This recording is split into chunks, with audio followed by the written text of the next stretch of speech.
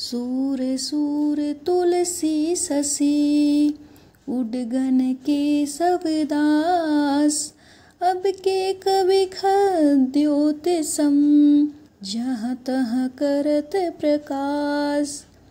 इन पंक्तियों में किस अलंकार का प्रयोग हुआ है? तो एक बार पुनः पंक्ति देखते हैं।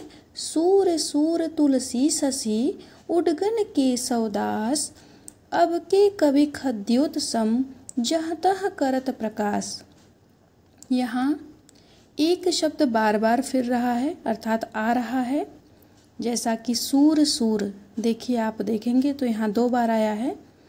और यह किस अलंकार के अंतर्गत आएगा?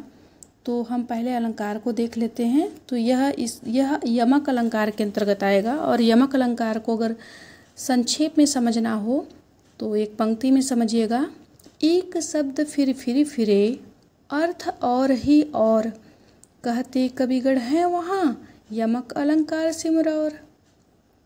तात्पर्य है कि एक शब्द बार बार आए और उसके अर्थ अलग अलग हों, जैसे सूर सूर। अब यहाँ एक सूर जो है वो सूर्य है और दूसरा सूर कौन है? तो वो सूरदास जी हैं।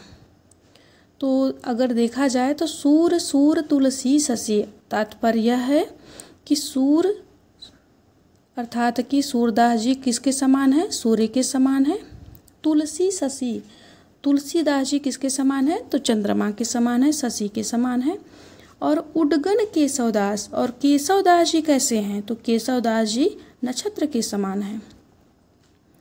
अब के कवि खद्योत सम, और जो आज के आधुनिक युग के कवि हैं वह जुगनुओं के समान है, जो जहाँ तहाँ करहु प्रकाश, जो अपने रचनाओं के अपने भावना